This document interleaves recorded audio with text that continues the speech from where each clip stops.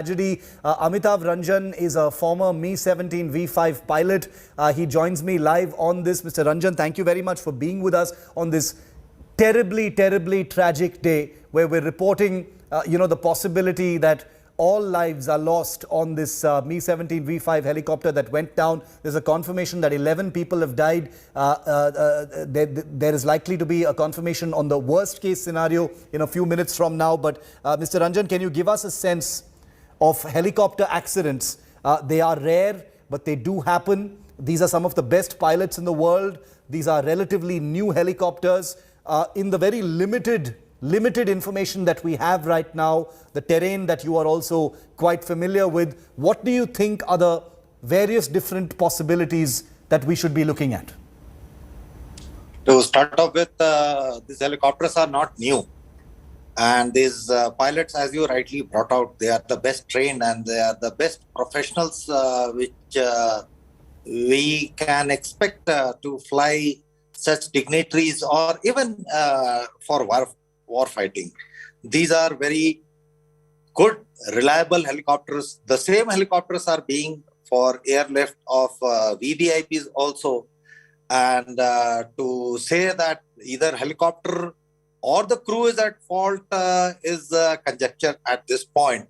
There would be something technical in it for which the Court of Inquiry, as and when it's organized and it finds, it gives its findings, that would be the best.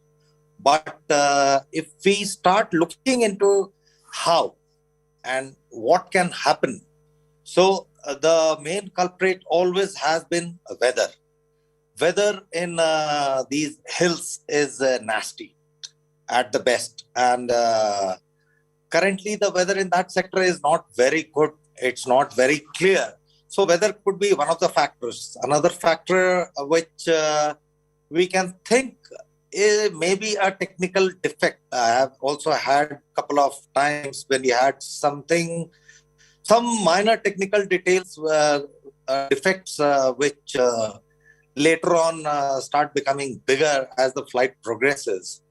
So that would be my submission at this point of time.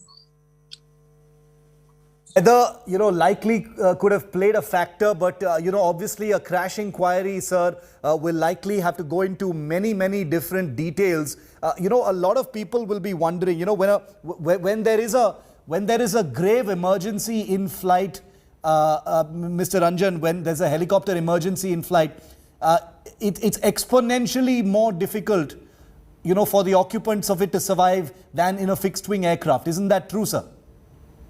I would put it across the other way around. In case there is an emergency or a grave emergency on a fixed wing, the fixed wing has no option but to crash.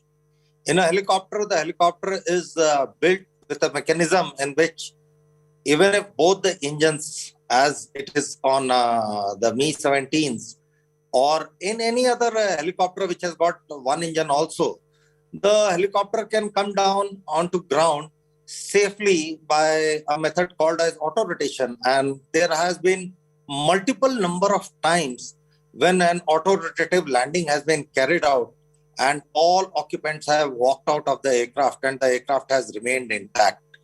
So I would put it as that the aircraft, even with both engines pumped off, can comfortably go and land.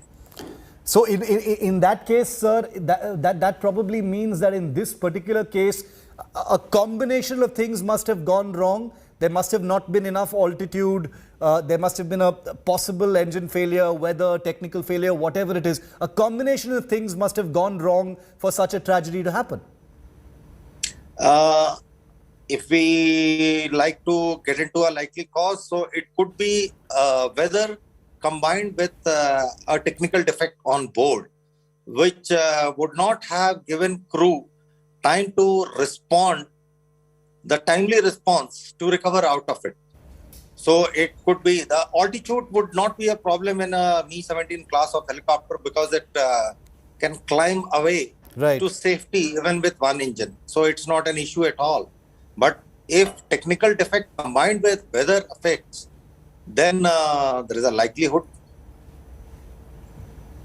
Okay, so then there is a likelihood. Stay with me, sir. Stay with me. We have a former Mi-17 helicopter pilot with us who's going to be guiding our viewers and us through the coverage of this absolutely disastrous development.